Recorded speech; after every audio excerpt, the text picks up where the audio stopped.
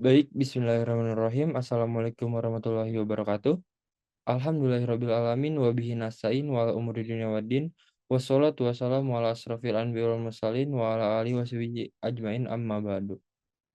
Puji dan syukur marilah kita panjatkan kehadirat Allah Subhanahu wa taala yang telah memberikan kita nikmat sehingga kita dapat berkumpul pada sesi kali ini. Tak lupa sholawat serta salam marilah kita curah limpahkan kepada baginda kita Nabi Muhammad Shallallahu alaihi wasallam, kepada keluarganya, sahabatnya, saudaranya, hingga kita selaku umatnya yaumil akhir nanti. Amin. Ya Rabbal Alamin.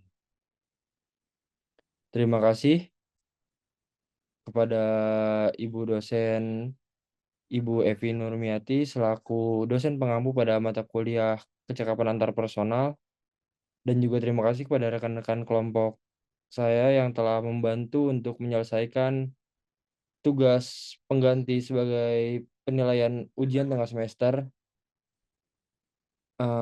Mungkin selanjutnya, jadi adapun pembahasan yang akan kelompok kami bahas yaitu adalah tentang faktor budaya dan lingkungan dalam komunikasi interpersonal. Boleh di next. Oke, selanjutnya saya akan memperkenalkan anggota kelompok saya. Mungkin dari saya yang pertama, saya Lutfi Nursiap sebagai moderator dan pemateri pada sesi kali ini, dan rekan-rekan saya yaitu ada Abi Manyudeka Aurta, Fauzan Atabrani, dan Muhammad Rafi Fadilah.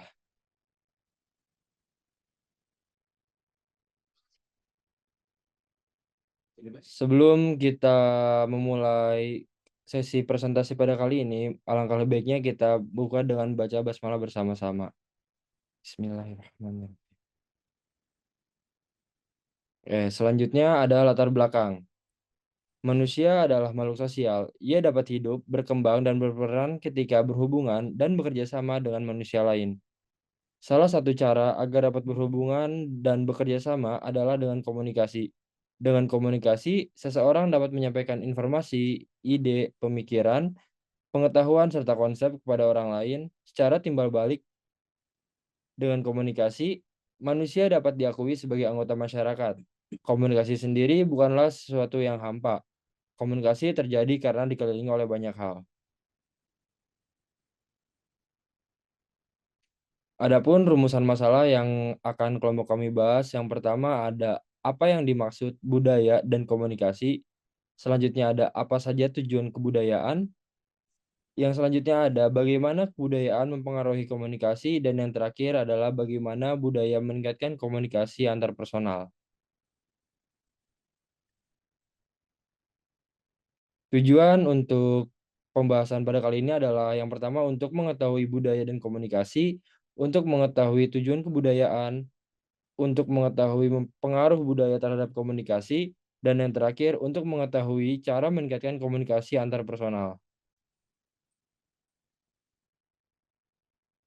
Oke, selanjutnya di sini kelompok kami akan membahas beberapa poin. Yang pertama itu adalah budaya, yang kedua ada komunikasi, yang ketiga ada hubungan komunikasi dan budaya, yang keempat ada faktor penumbuh dan pentingnya komunikasi intrapersonal, dan yang terakhir ada kesimpulan. Oke, selanjutnya di sini ada pengertian budaya. Budaya merupakan keseluruhan kompleks yang mencakup pengetahuan, kepercayaan, seni, moral, hukum, adat istiadat, dan kemampuan lain seperti komunikasi yang diperoleh oleh manusia sebagai anggota masyarakat, menurut Taylor pada tahun 1871. Menurut Magnus Suseno pada tahun 2001, budaya adalah suatu ciri khas yang mengatur cara pandang, perilaku, nilai-nilai, norma, dan institusi yang dipelihara oleh suatu kelompok masyarakat. Dan menurut Malinowski pada tahun 1922, budaya adalah kumpulan segala sesuatu yang manusia ciptakan, termasuk benda fisik seperti alat-alat dan karya seni, serta unsur non-fisik seperti bahasa, nilai-nilai, dan pola pikir. Tujuan budaya adalah memberikan solusi untuk masalah sehari-hari, memenuhi kebutuhan, dan memberi kerangka kerja untuk mengatur kehidupan manusia.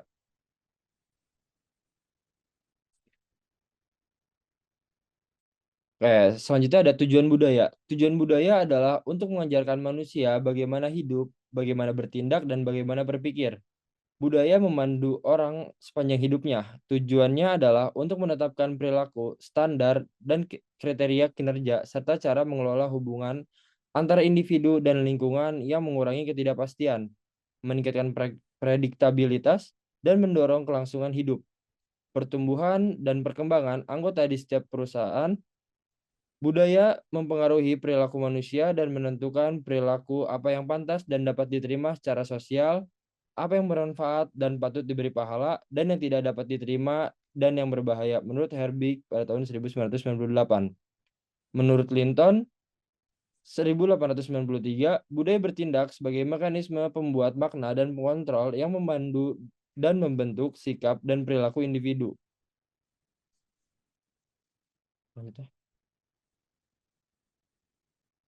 Budaya memiliki beberapa tujuan. Budaya berfungsi sebagai penyedia harga diri bersama bagi anggota kelompok. Maksudnya adalah melalui budaya, individu dalam suatu komunitas merasa memiliki identitas bersama yang memperkuat rasa kebanggaan dan kepercayaan diri. Selanjutnya adalah budaya juga berperan dalam pembentukan stereotip budaya dengan dampak yang dapat bersifat positif dan negatif. Maksudnya adalah beberapa stereotip dapat membantu membangun kesadaran dan penghargaan terhadap keberagaman budaya. Sementara stereotip yang bersifat negatif dapat menyebabkan ketidakadilan atau prasangka. Oke, selanjutnya ada memberikan pandangan normatif, yaitu pedoman atau aturan tentang perilaku yang dianggap wajar atau benar dalam suatu masyarakat. Ini membantu membentuk norma-norma sosial yang mengatur interaksi dan hubungan antar individu dalam suatu kelompok atau komunitas.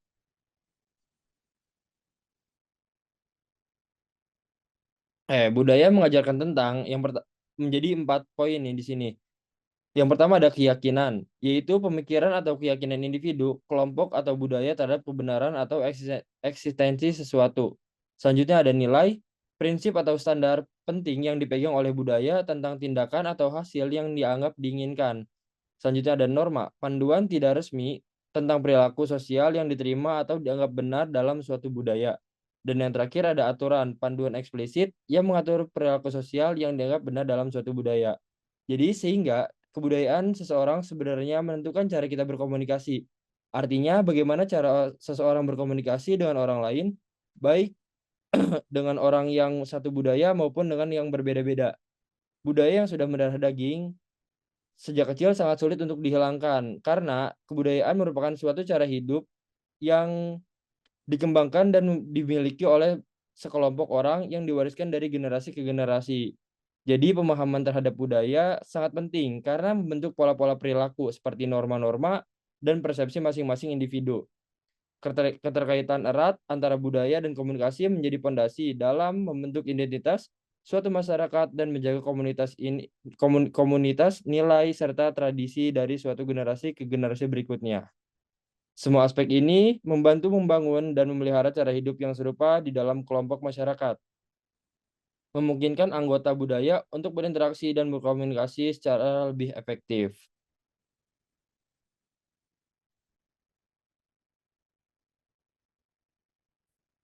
Selanjutnya bisa dilanjutkan oleh rekan saya.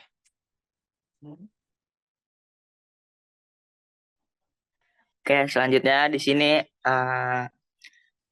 kita berpikir nih, apa jadinya kita hidup di dunia ini tanpa adanya komunikasi. Mungkin yang saya pikirkan kalau misalkan kita hidup nih di bumi ini nih tanpa adanya komunikasi, mungkin kita bakal kisruh banget sih. Kayak misalkan kita mau nyuruh orang caranya gimana, masa melalui ekspresi kan? Iya sih bisa kita melalui ekspresi, tapi kan itu belum tentu ekspresi itu menggambarkan apa yang mau kita perintahkan gitu loh. Mungkin di next kita bisa tonton video di slide selanjutnya.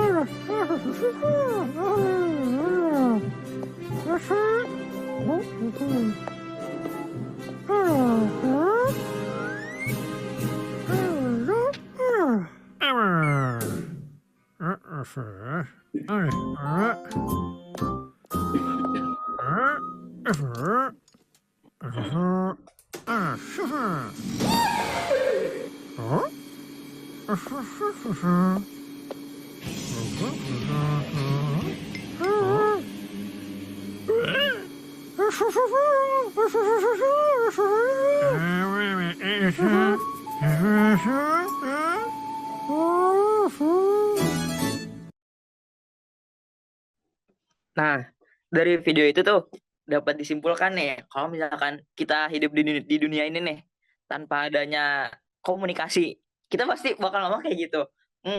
Jatuhnya kayak apa ya? Kayak orang dungu lah ya bahasa kasarnya. Ngomong itu kan aneh ya. Eh, terus juga kita bisa pakai apa ya simbol-simbol. Tapi kan simbol-simbol itu kayak misalkan kita pakai simbol tangan gitu loh. Itu kan juga salah satu komunikasi. Di situ video itu bener-bener nggak ada komunikasi kan. Jatuhnya kayak aneh gitu loh. Boleh di next. Nah, jadi tanpa adanya komunikasi, dunia akan menjadi sangat berbeda dan sulit untuk dijalani. Komunikasi adalah fondasi utama dari interaksi manusia dan perkembangan masyarakat. Beberapa konsekuensi dari ketiadaan komunikasi yaitu yang pertama ada isolasi sosial. Tanpa komunikasi, individu dan kelompok tidak dapat berinteraksi satu sama lain. Ini dapat menyebabkan isolasi sosial di mana orang-orang tidak dapat berbagi ide, emosi, dan informasi. Kemudian tidak ada perkembangan sosial dan budaya. Komunikasi adalah cara utama di mana ide, nilai, dan budaya diteruskan dari budaya akan terhambat. Yang ketiga ada tidak ada kerjasama. Komunikasi penting untuk kerjasama dan komunikasi bersama inovasi dan perkembangan bersama akan sulit untuk tercapai.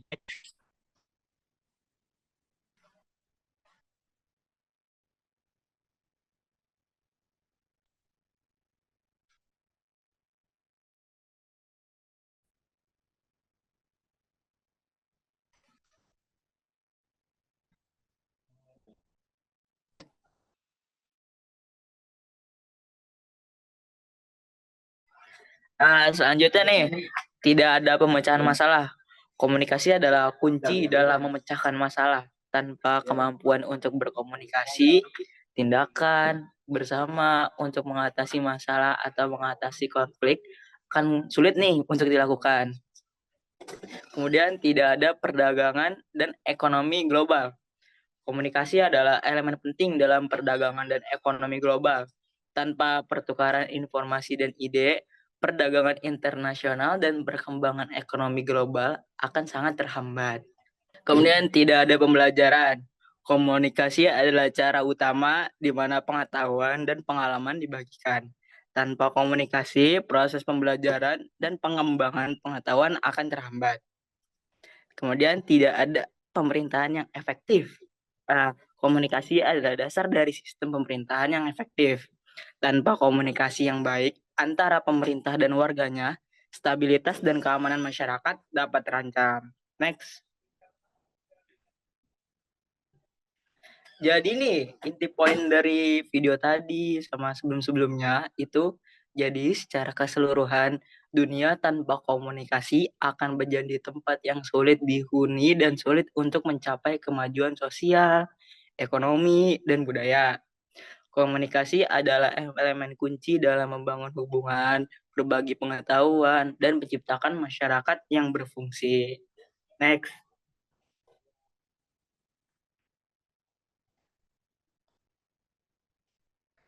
Selanjutnya ada pengertian komunikasi. Uh, Komunikasi merupakan sebuah proses sosial di mana terjadi perpindahan pesan nih dari pengirim ke penerima yang melibatkan proses penafsiran makna dengan tujuan tertentu. Komunikasi menurut Sekunder berasal dari bahasa Latin communicatus atau communication atau communicare yang berarti berbagi atau menjadi milik bersama. Sehingga secara garis besar dalam proses komunikasi harus ada unsur nih kesamaan makna agar terjadi pertukaran pikiran dan pengertian antara komunikator si penerima pesan dan komunikan si penerima pesan. Secara terminologis, komunikasi memiliki banyak sebelumnya belum selesai. Secara terminologis, komunikasi memiliki banyak arti. Mulyana mengutip Donald Baker dan Lauren J. Anderson mendefinisikan komunikasi adalah berbagi informasi antara dua orang atau lebih. Offline Janis dan Kelly dalam Cengara mendefinisikan komunikasi sebagai sebuah proses di mana seorang individu komunikator mengirimkan stimulus untuk mengubah perilaku individu lainnya. Sedangkan West dan Turner mengatakan bahwa komunikasi adalah proses sosial, di mana individu menggunakan simbol untuk membentuk dan menafsirkan makna dalam lingkungan mereka. Next.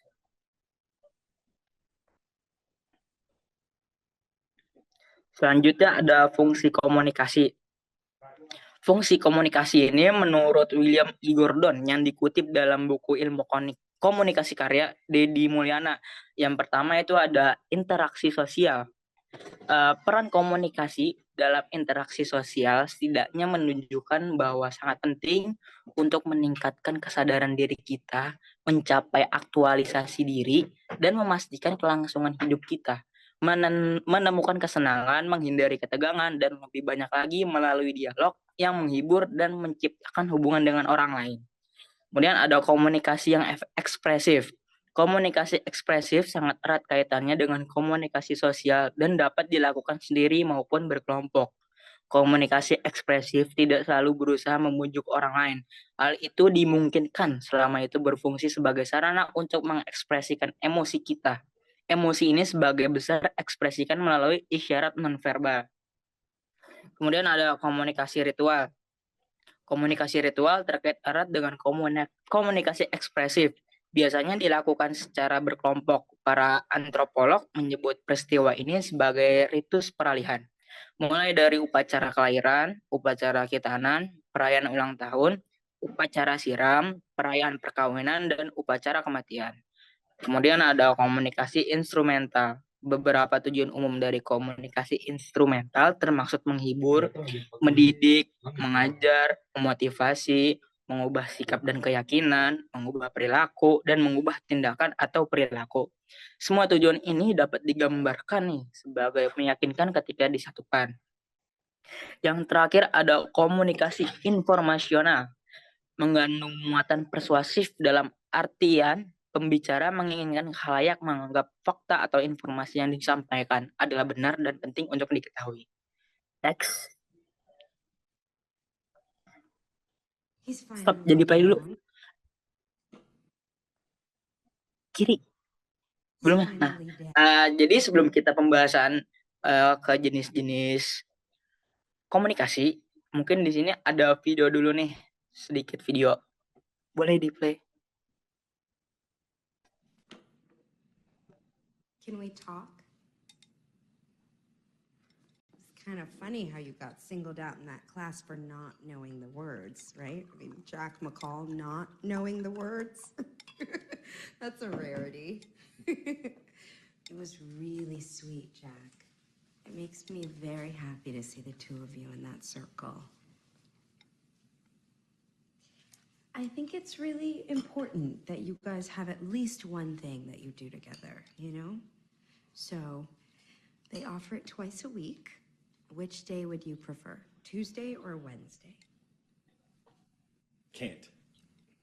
You can't. You can't take 1 hour out of your week to be with your son? I don't understand.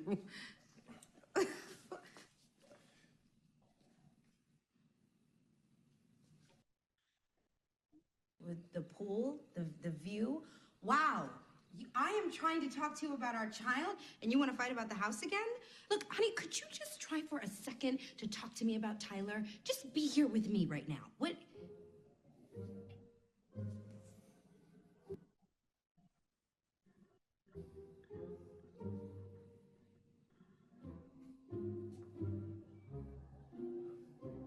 Apparently not. Okay, that's good to know. Sorry, Sorry. I'll let your son know that you're sorry.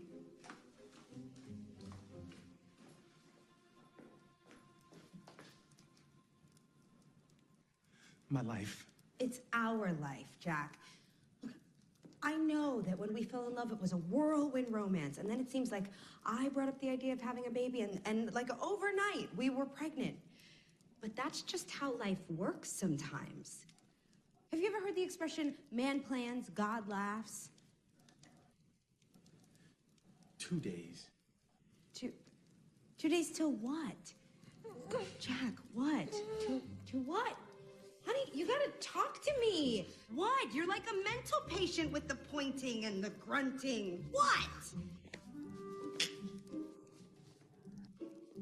Oh, all of my talking is making you sick. That's great. You know what? I won't talk anymore. How about that? You don't want to talk? I don't want to talk either.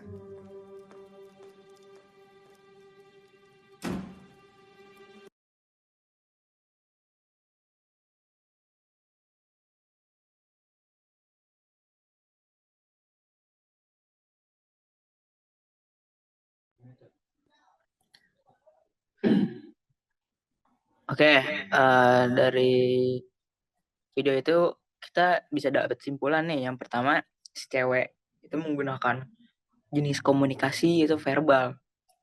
Sedangkan yang cowok itu ada beberapa sih dia ngomong, cuman lebih menonjol ke arah non-verbal.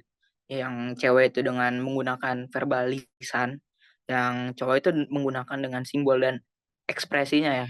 Jadi bisa disimpulin bahwa komunikasi itu terbagi menjadi dua, yaitu komunikasi verbal dan non-verbal. Mungkin lebih lanjutnya kita bakal lihat slide selanjutnya. Nah, kelebihan jenis komunikasi verbal, pengertian komunikasi. Udah.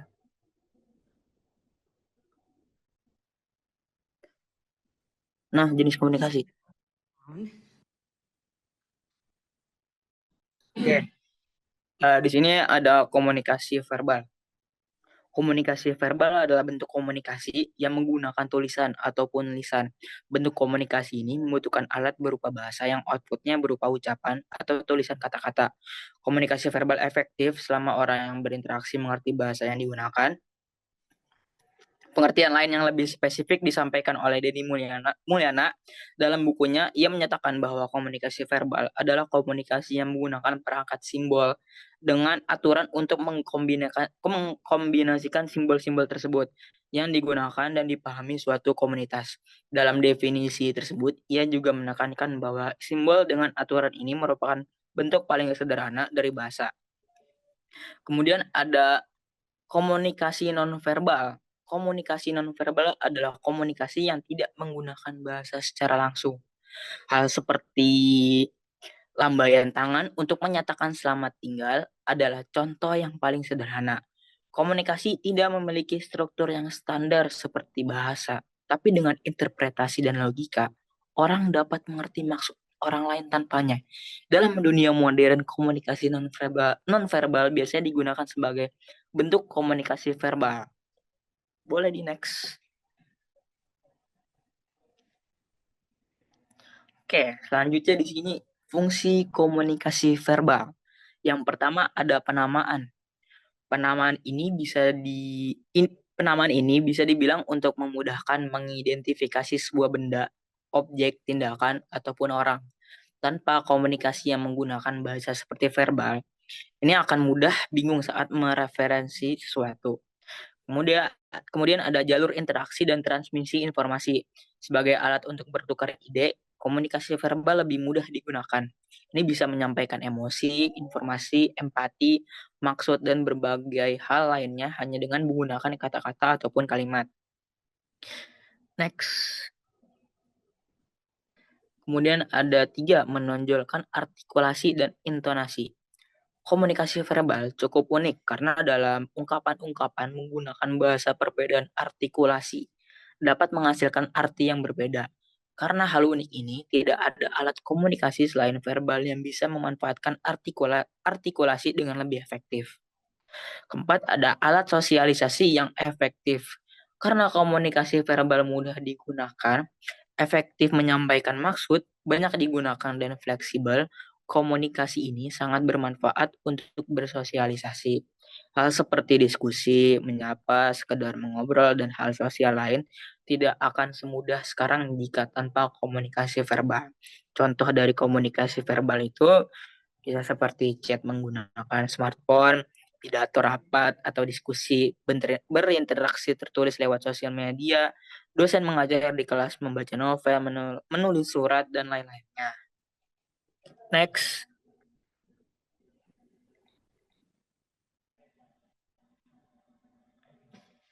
Kemudian di sini ada fungsi komunikasi nonverbal.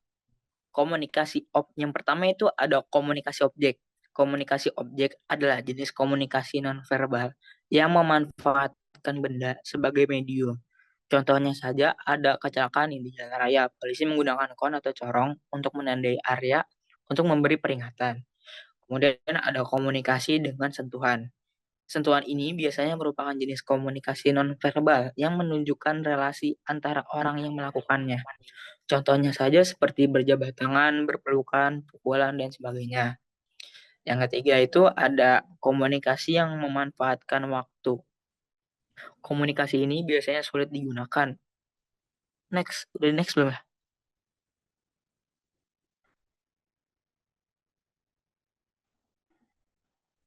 Yang ketiga itu ada komunikasi yang memanfaatkan waktu. Komunikasi ini biasanya sulit digunakan untuk mengungkapkan maksud, tapi di kegiatan tertentu, biasanya komunikasi ini berhubungan dengan durasi yang harusnya normal, tapi dibuat lebih lama atau lebih sebentar. Yang keempat, ada komunikasi dengan gerakan tubuh. Komunikasi ini adalah yang paling sering dilakukan orang-orang untuk melengkapi komunikasi verbal. Contoh sederhananya nih, adalah gaya tuhu, terus ada lirikan mata, ekspresi wajah, atau gerakan tangan.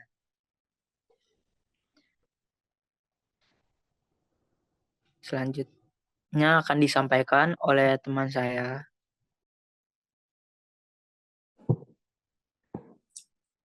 Oke, selanjutnya di sini ada pengertian komunikasi antar budaya. Komunikasi dan kebudayaan merupakan dua konsep yang tidak dapat dipisahkan. Pusat perhatian, komunikasi, dan kebudayaan terletak pada variasi langkah dan cara manusia berkomunikasi melintasi komunitas manusia atau kelompok sosial. Perlintasan komunikasi itu menggunakan kode-kode pesan, baik secara verbal maupun nonverbal, yang secara alamiah selalu digunakan dalam konteks interaksi. Pusat perhatian studi komunikasi pola-pola selalu digunakan dalam semua konteks interaksi. Pusat perhatian studi kasus maupun pola-pola tindakan dan bagaimana pola-pola itu diartikulasi dalam sebuah kelompok sosial, kelompok budaya, kelompok politik, proses pendidikan, bahkan lingkungan teknologi yang melibatkan interaksi antar manusia. Di sini ada beberapa ahli yang menyatakan, yang pertama itu ada Andrew Elrich dan Dennis Emogawa, menyatakan dalam buku Intercultural Communication, reader bahwa komunikasi antar budaya adalah komunikasi antara orang-orang yang berbeda budayanya. Misalnya antara suku, bangsa, etnik, ras, dan kelas sosial. Yang kedua ada menurut Lustig and Foster tahun 1993, komunikasi antar budaya adalah suatu proses komunikasi simbolik, interpretatif, transaksional, dan konstekstual yang dilakukan oleh sejumlah orang yang memiliki perbedaan derajat dengan memberikan interpretasi dan harapan secara berbeda terhadap apa yang disampaikan dalam bentuk perilaku tertentu sebagai makna yang dipertukarkan. Kemudian di sini ada menurut Gu Ming Chen dan William J. Strausta mengatakan bahwa komunikasi antar budaya adalah proses negosiasi atau pertukaran sistem simbolik yang membimbing perilaku manusia dan membatasi mereka dalam menjalankan fungsi sebagai kelompok. Selanjutnya, komunikasi antar budaya itu dilakukan yang pertama dengan negosiasi untuk melibatkan manusia di dalam pertemuan antar budaya yang membahas satu tema atau penyampaian tema melalui simbol yang sedang dipertentangkan. Simbol tidak dengan sendirinya mempunyai makna, tetapi dia dapat berarti dalam satu konteks, dan makna-makna itu dinegosiasikan atau diperjuangkan.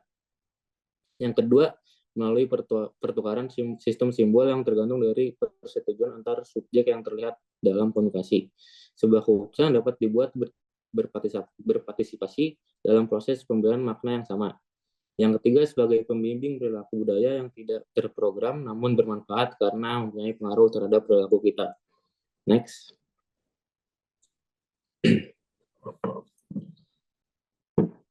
Kemudian di sini ada pengaruh budaya terhadap komunikasi. Pengertian komunikasi verbal dan non-verbal telah dijelaskan sebelumnya. Sekarang kita fokus pada pengaruh budaya terhadap komunikasi. Budaya memiliki dampak yang signifikan terhadap komunikasi interpersonal. Beberapa pengaruh budaya yang terhadap komunikasi antara lain yaitu adalah yang pertama ada persepsi dan penafsiran.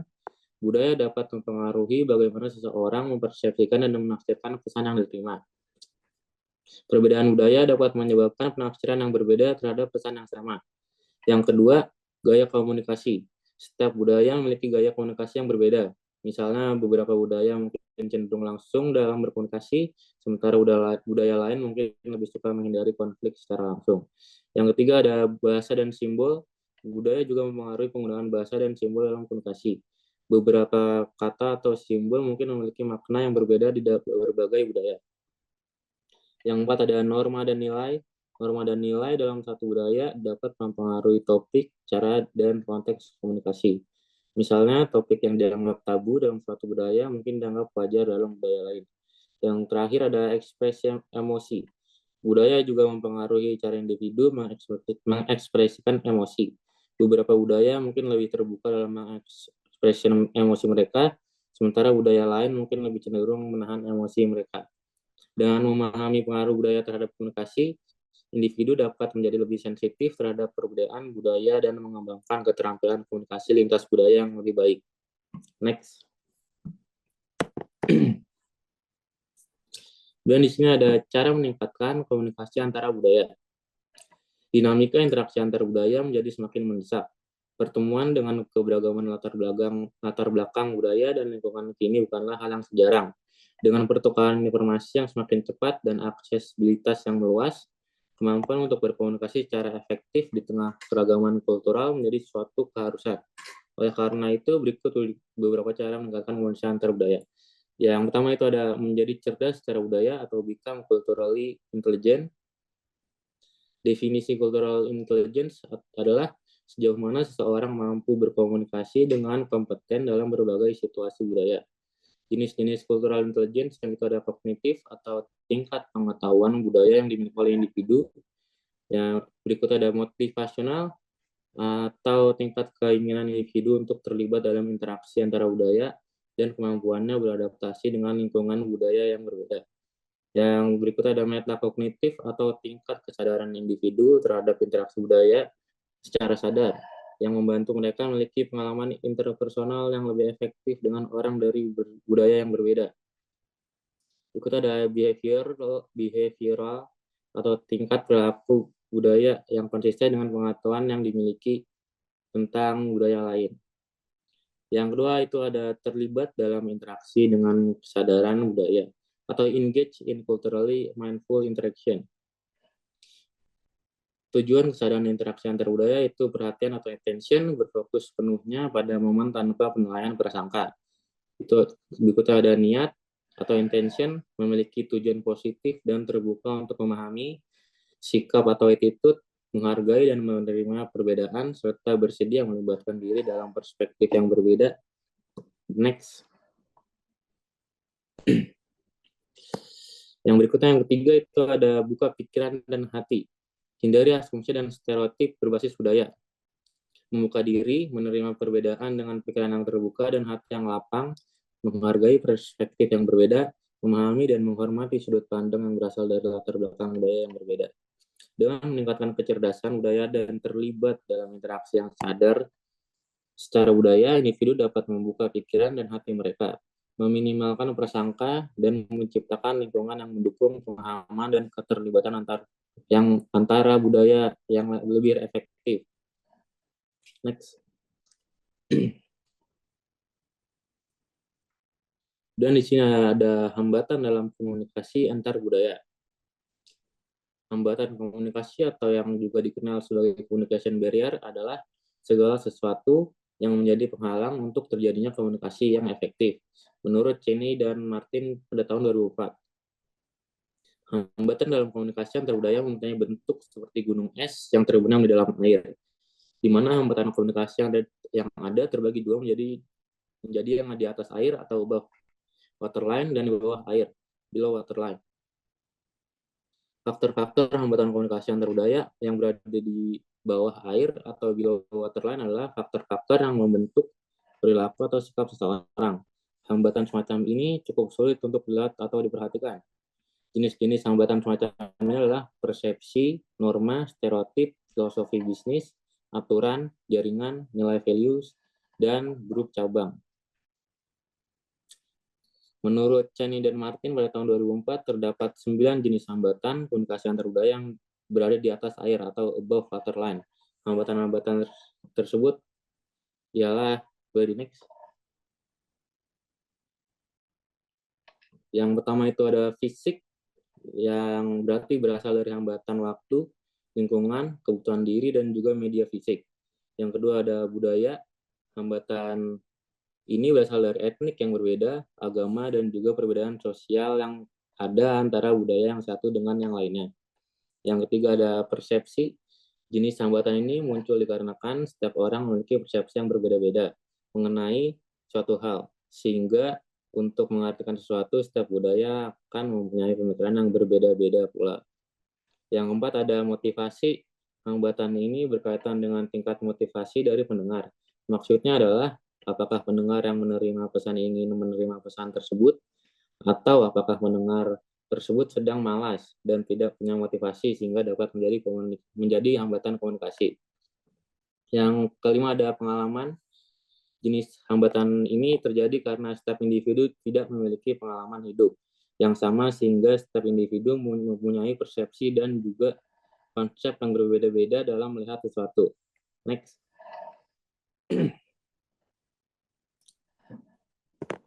Yang keenam itu ada emosi. Hambatan ini berkaitan dengan emosi atau perasaan pribadi dari pendengar. Apabila emosi pendengar sedang buruk, maka hambatan komunikasi yang terjadi akan semakin besar dan sulit untuk dilalui. Yang ketujuh ada bahasa.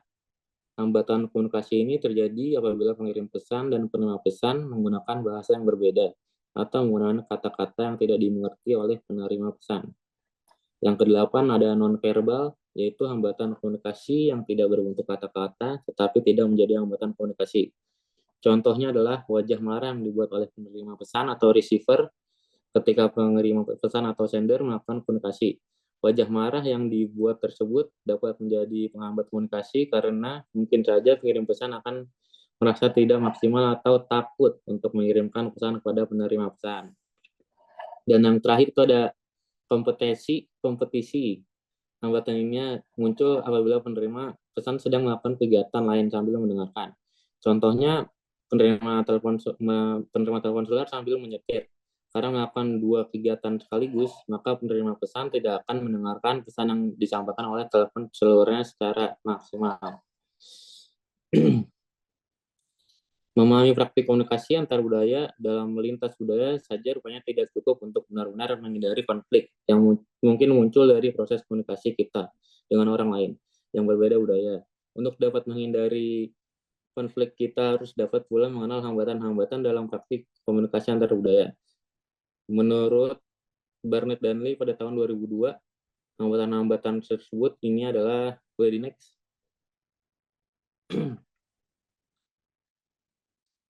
Next, Pak. Di sini ada yang pertama itu ada pengabaian terhadap perbedaan kultural.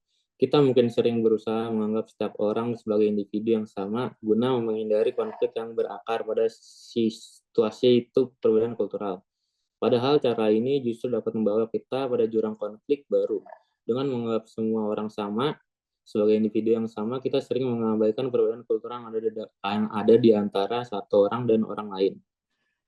Akibatnya kita melakukan tindakan yang dalam budaya kita dianggap wajar, namun dalam budaya lain dianggap sebagai tindakan yang tidak pantas. Oleh karena itu, Cara terbaik untuk menghindari konflik bukanlah dengan menganggap semua orang sebagai individu yang sama, namun justru mengakui dan menghargai setiap perbedaan yang ada. Yang kedua itu ada pelanggaran norma kultural. Dalam pembahasan sebelumnya telah dipaparkan arti penting memahami makna kultural yang berlaku di setiap negara. Dengan memahami norma kultural di negara tersebut, kita dapat menyesuaikan diri dengan norma yang ada dan menjalin hubungan yang harmonis dengan orang lain yang berasal dari kultur tersebut. Yang ketiga ada menilai perbedaan secara negatif. Mengaku adanya perbedaan kultur di antara setiap orang saja rupanya belum cukup untuk menghindari proses konflik dalam komunikasi antar budaya. Menghindari penilaian negatif terhadap kultur lain juga tidak kalah penting untuk dilakukan sebagai contoh. Saling mencium pipi kanan dan kiri bagi kebanyakan masyarakat Amerika dianggap sebagai hal yang wajar, sementara bagi sebagian masyarakat hal yang tabu. Dalam menyikapi perbedaan tersebut, kita tidak boleh menilai kultur Amerika sebagai kultur yang negatif, melainkan harus dapat memahami dan menghargai perbedaan tersebut. Yang terakhir, yang keempat itu ada kejutan budaya atau culture shock. Culture shock merupakan pengalaman individu yang terjadi ketika memasuki suatu kultur yang berbeda dengan kultur asalnya. Sebagai contoh, seorang siswa Indonesia mengikuti program pertukaran pelajar di Amerika. Bukan tidak mungkin siswa tersebut mengalami kejutan budaya karena adanya perbedaan gaya hidup antara siswa Amerika dan Indonesia. Cara terbaik untuk menyikapi kejutan itu adalah menerima dan beradaptasi dengan kultur tersebut. Memahami hambatan-hambatan yang ada dalam komunikasi antar budaya merupakan tindakan preventif yang tepat untuk mengurangi potensi konflik yang disebabkan karena perbedaan budaya di antara partisipan komunikasi. Dengan memahami hambatan-hambatan tersebut, diharapkan proses komunikasi akan berjalan lancar. Mengingat komunikasi antar budaya merupakan praktik komunikasi yang tidak terhindar lagi saat ini. Next.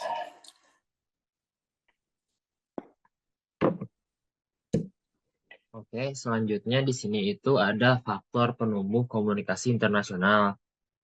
Kalau yang dijelaskan tadi oleh rekan saya Abimanyu itu hambatan. Nah, sekarang hambatan itu kan yang mencegah itunya terjadi atau memperlambat kejadiannya itu terjadi. Nah, kalau misalnya faktor penumbuh ini merupakan alasan mengapa itu terjadi atau istilahnya itu memperbagus kesempatan terjadinya hubungan komunikasi interpersonal ini. Yang pertama itu ada yang namanya trust atau kepercayaan. Kepercayaan ini itu dari berbagai faktor penumbuh komunikasi interpersonal. Trust ini merupakan faktor yang sangat penting sebagai fondasi komunikasi interpersonal itu tercipta. Karena kalau misalnya tidak ada kepercayaan di antara dua orang atau lebih yang ingin menjalin komunikasi interpersonal, maka hubungan tersebut itu tidak akan terjadi.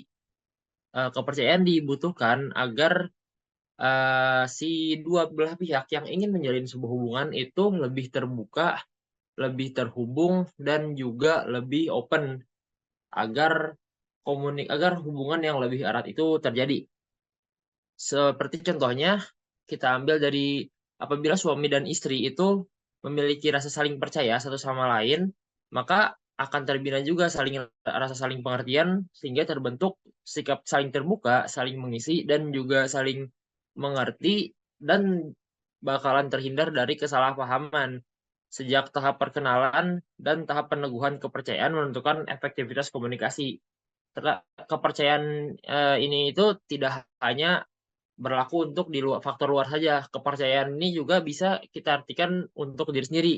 Kita harus percaya diri kepada diri sendiri agar tidak bersikap defensif yang mengakibatkan suatu hubungan interpersonal itu akan terjadi.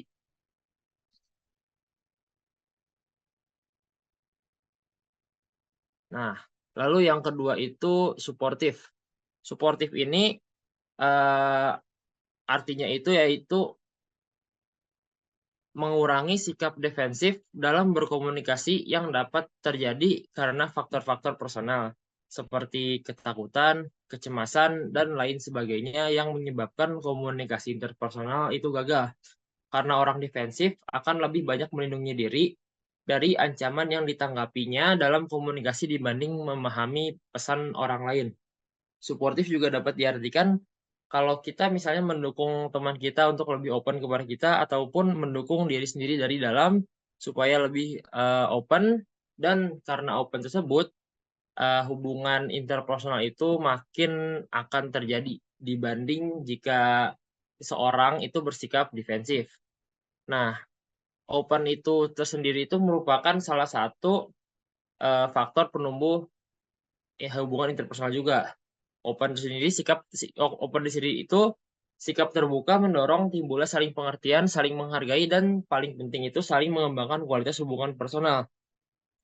Open inilah yang menyebabkan suatu hubungan interpersonal itu semakin stabil dan semakin dalam. Dan apabila kedua orang bersikap dibandingkan dua orang yang tidak open atau bersifat close, walaupun mereka sudah saling percaya atau suportif, tapi kalau mereka tidak bersikap open kepada satu sama lain, itu bakalan cenderung lebih sulit untuk terciptanya hubungan interpersonal dibandingkan dengan orang-orang yang terbuka. Tadi itu sudah dibahas kalau kepercayaan itu atau trust itu merupakan faktor yang paling penting. Untuk trust ini kan itu merupakan faktor yang menumbuhkan faktor-faktor lainnya. Tadi itu ada suportif dan juga open. Trust ini sendiri itu dapat dibuat dengan 3 hal, yaitu dengan sikap menerima, empati, dan juga kejujuran. Menerima adalah kemampuan berhubungan dengan orang lain tanpa menilai dan tanpa berusaha mengendalikannya. Istilahnya kita tuh tidak ngejudge dan juga tidak mengontrol aksi dari orang lain. Sikap menerima tidak mudah dikatakan.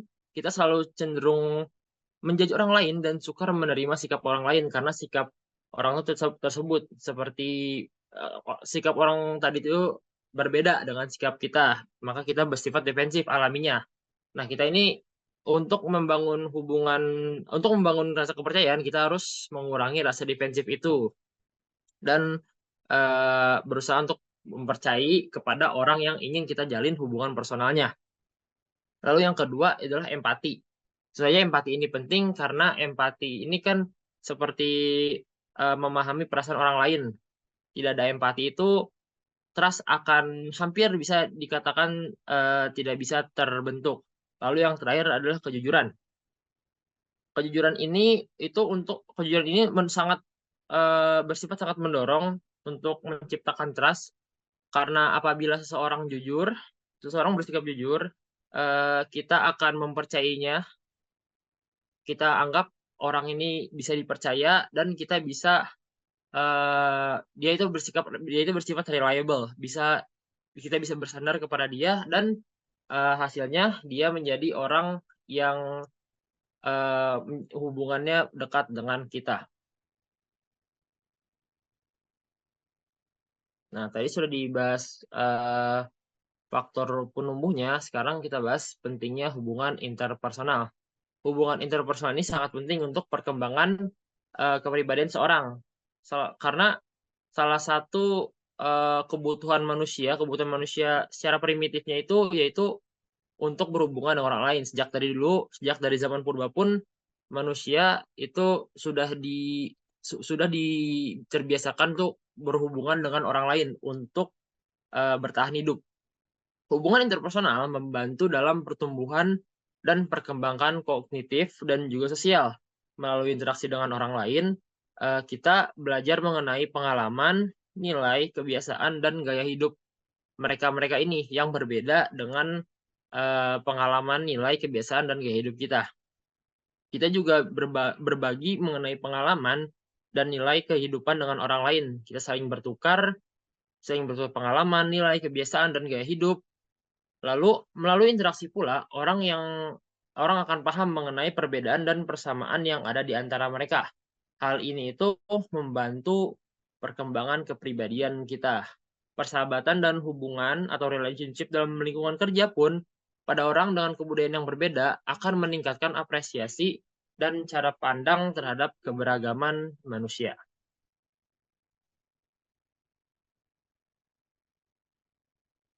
Kunci yang efektif antar budaya adalah pengetahuan. Hal utamanya yaitu penting bahwa orang-orang memahami permasalahan yang potensial dari komunikasi antar budaya dan membuat suatu usaha yang sungguh-sungguh untuk mengatasi permasalahan ini. Dan yang kedua itu adalah penting untuk berasumsi bahwa usaha tidak akan selalu sukses dan melakukan penyesuaian terhadap usaha tersebut dengan perilaku yang sewajarnya.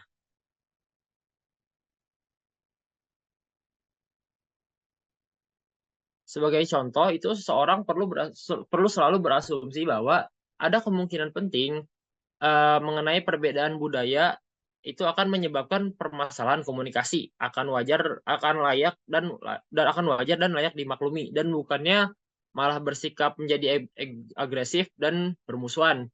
Jika permasalahan berkembang, sering kesalahan menafsir adalah sumber masalah.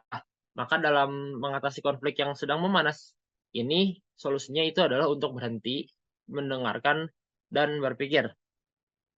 Jadi, ini juga membantu dalam komunikasi lintas budaya. Mendengarkan secara aktif dapat digunakan untuk memeriksa outby berulang yang didengar. Seseorang dapat mengonfirmasi bahwa seseorang memahami komunikasi tersebut dengan bersikap teliti.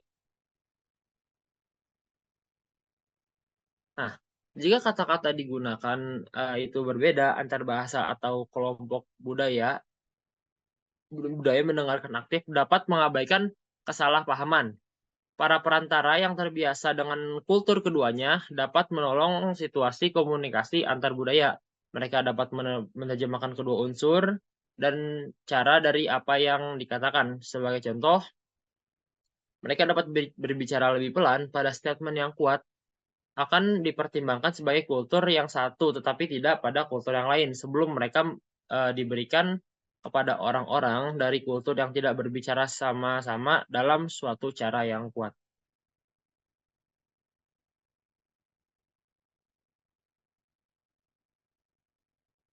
Oke, saya kembalikan kepada moderator. Oke, baik. Terima kasih atas pemaparannya dari para pemateri-pemateri dari kelompok. Mungkin jadi ada beberapa pertanyaan-pertanyaan yang sering ditanyakan oleh teman-teman. Salah satunya adalah apa dampak bahasa yang berbeda dalam budaya terhadap terciptanya kesalahpahaman dalam komunikasi interpersonal? Mungkin bisa dijawab oleh Fauzan atau Brani. Oke. Tadi pertanyaannya adalah apa dampak bahasa nih yang berbeda dalam budaya terhadap terciptanya kesalahpahaman dalam komunikasi interpersonal. Jadi nih, perbedaan bahasa itu dapat menyebabkan ya kesalahpahaman, terus juga dapat kesenjangan gitu loh, karena arti ya setiap bahasa daerah kan itu kadang artinya berbeda gitu kan, atau frasanya dapat bervariasi antar budaya.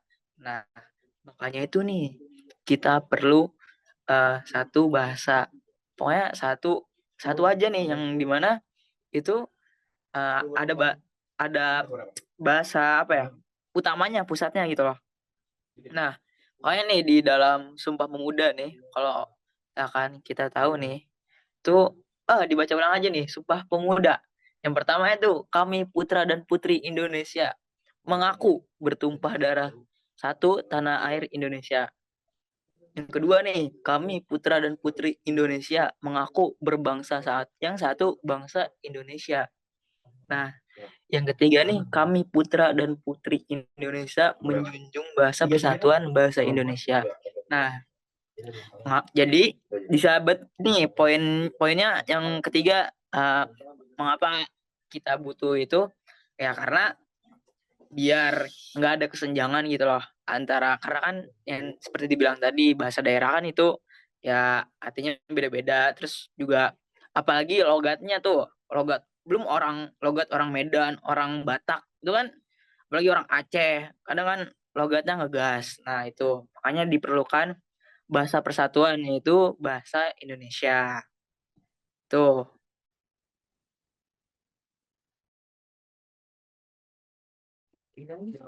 Oke, mungkin ada lagi pertanyaan? Aku. Mau bertanya, mengapa penting memahami perbedaan norma sosial dalam komunikasi interpersonal lintas budaya? Oke, mungkin akan saya jawab. Jadi, kayak tadi pertanyaan adalah, mengapa penting memahami perbedaan norma sosial dalam komunikasi interpersonal lintas budaya? Jadi, untuk memahami perbedaan norma sosial itu tuh dapat membantu mencegah kesalahpahaman dan memperkuat efektivitas komunikasi lintas budaya. Maksudnya adalah ketika kayak kita saling memahami, itu akan, apa ya, sedikitnya menimbulkan kayak kesalahpahaman. Jadi ketika rasa memahaminya itu minim, jadi bisa menimbulkan kayak adanya pertengkaran, adanya perdebatan. Karena kan, yang telah tadi dibahas itu seperti budaya-budaya tiap dari daerah itu kan beda-beda ya. Nah, jadi dari berbedaannya itu makanya perlu untuk kita saling memahami dan untuk saling menghargai juga gitu sih.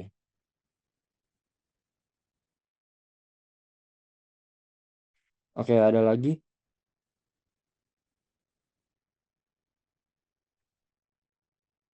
Oke, ini ada lagi nih yang ingin ditanyakan oleh teman-teman. Biasanya yang ada pertanyaannya tuh, bagaimana perbedaan dalam penggunaan ruang pribadi dapat memengaruhi tingkat kenyamanan dalam komunikasi interpersonal? Boleh nih dijawab. Oke, penggunaan ruang pribadi ini tentu saja memiliki dampak besar pada tingkat kenyamanan dalam komunikasi interpersonal. Kita kan sudah mengenal ada yang namanya introvert dan juga ada yang namanya extrovert. Nah, itu nanti akan kita bahas. Tapi yang mempengaruhi ruang pribadi itu memiliki dampak besar dalam sebuah hubungan interpersonal karena beberapa alasan. Yang pertama itu jarak fisik. Ketika seorang menempatkan dirinya terlalu dekat dengan orang lain, hal ini itu bisa membuat individu tersebut uh, tidak nyaman. Tapi juga jika jaraknya terlalu jauh, hal itu juga akan membuat hubungan interpersonal itu tidak dapat terjadi karena bisa saja kalau misalnya satu orang itu memutuskan bahwa wah ini jaraknya jauh nih aku sama dia, nah itu bisa di perspektif orang bisa salah paham kalau itu tuh dianya bersikap kaku, dingin atau lebih parahnya itu benci terhadap orang tersebut. Padahal nyatanya itu hanya tidak terbiasa dengan jarak fisik. Contoh dari ini tuh tentu saja yang tadi saya sebutkan itu introvert dan extrovert. Introvert itu lebih nyaman jika jarak pribadinya ini dimasuki oleh orang-orang yang terdekatnya saja. Jadi jarak fisik yang boleh dimasuki jarak fisik yang biasanya dimasuki oleh orang-orang introvert itu hanya temannya atau kerabatnya, saudaranya itu saja dibandingkan dengan orang dengan personality yang extrovert itu mungkin jarak fisiknya itu bisa lebih jauh. Lalu yang kedua itu di sini konteksnya budaya. Budaya juga mempengaruhi eh, perilaku seseorang bersikap tidak nyaman atau nyamannya itu karena bisa saja suatu budaya itu mengajarkan oh kalau jarak segini dengan segini itu sebenarnya harus atau diperbolehkan karena di budaya tersebut itu mereka terbiasa dengan ruang pribadinya itu dekat dengan orang lain dibandingkan dengan misalnya satu budaya lain yang uh, di budayanya itu ruang jarak pribadi ruang antar orang itu seharusnya tidak sedekat itu, lebih jauh dibanding budaya yang sebelumnya. Lalu yang ketiga itu ketika ruang pribadi seseorang tidak diakui. Ketika seseorang tidak menghormati ruang pribadi orang lain, hal itu bisa saja mengganggu kenyamanan dalam komunikasi. Misalnya, seseorang memasuki ruang pribadi seseorang tanpa izin atau terlalu mendekatinya secara fisik tanpa memperhatikan batasan yang diinginkan individu tersebut. Padahal orang itu tuh belum sedekat di mana orang yang tadi itu nyaman untuk menerima dirinya berperilaku sedekat itu. Dan yang terakhir itu adalah konteks dari segi komunikasi. Konteks di mana interaksi juga mempengaruhi bagaimana ruang pribadi dipahami. Misalnya itu dalam situasi informal atau antara individu yang lebih akrab, batasan ruang pribadi mungkin lebih fleksibel dibandingkan situasi formal. Atau misalnya sedang di lingkungan kerja, itu sebaliknya bahwa batasan ruang pribadi lebih lebih ketat dibandingkan situasi yang tadi. Oke, terima kasih atas jawabannya. Mungkin ada satu pertanyaan lagi nih, pertanyaan terakhir yang biasa ditanyakan oleh orang-orang yaitu pertanyaannya adalah bagaimana pola komunikasi kelompok dapat tercermin dari budaya tempat kelompok tersebut berasal? Mungkin boleh bisa dijawab.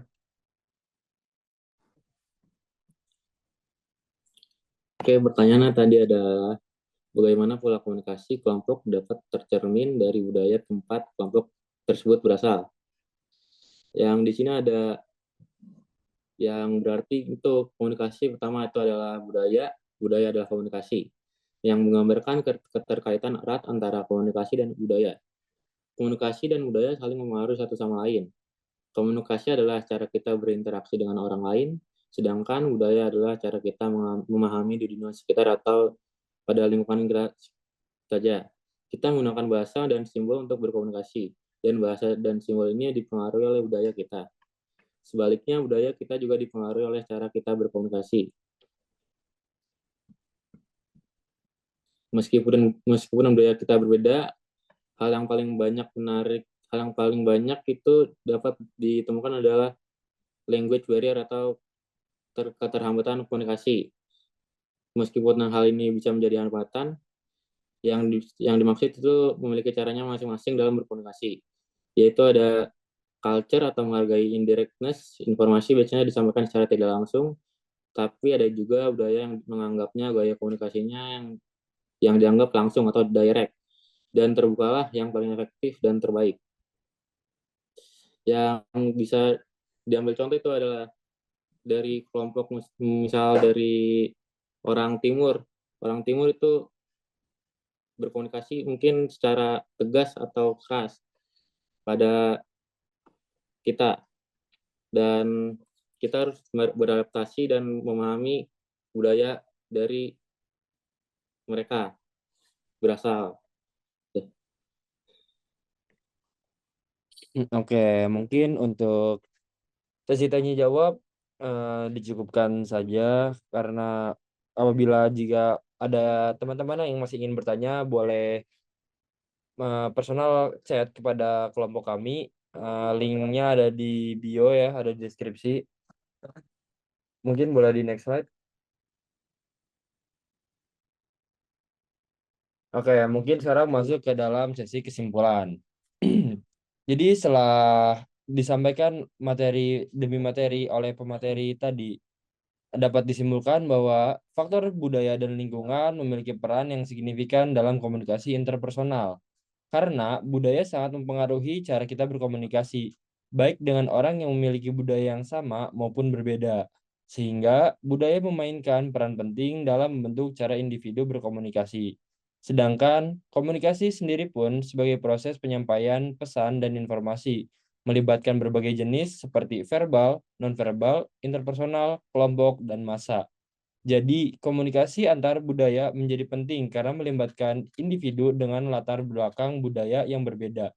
Dan budaya memiliki dampak signifikan pada persepsi, penafsiran, gaya komunikasi, bahasa, dan simbol yang digunakan dalam komunikasi.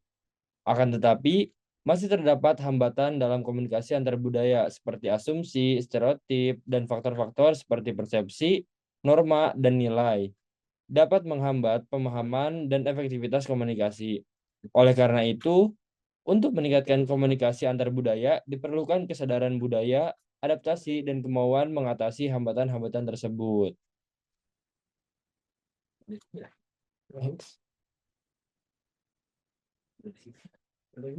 Selanjutnya ada saran. Untuk meningkatkan komunikasi antar budaya, ada beberapa langkah-langkah yang dapat diambil. Nah, di sini yang pertama itu perlu adanya pendekatan pendidikan multikultural yang terintegrasi di semua tingkat pendidikan, membantu siswa memahami dan menghargai perbedaan budaya sejak dini untuk memfasilitasi komunikasi antar budaya yang lebih efektif. Selanjutnya adalah pelatihan keterampilan komunikasi antar budaya. Program-program pemahaman budaya, kolaborasi aktif antar budaya, program mentoring, dan pengembangan keterampilan empati sangat penting. Dukungan kebijakan organisasi yang inklusif dan mendukung keberagaman menjadi kunci dalam menciptakan lingkungan yang memfasilitasi komunikasi antar budaya. Media yang responsif budaya dapat memainkan peran penting dan dalam merubah persepsi masyarakat, dan forum dialog terbuka antar budaya dapat menjadi wadah untuk berbagi pengalaman dan pandangan, memfasilitasi pemahaman terhadap budaya yang berbeda. Terakhir, penelitian lanjutan dalam komunikasi antar budaya diperlukan untuk memahami dinamika dan tantangan baru dalam era globalisasi. Dengan mengimplementasikan langkah-langkah ini, kita dapat bekerja menuju peningkatan komunikasi antar budaya dan membangun pemahaman yang lebih besar terhadap budaya yang berbeda. Next.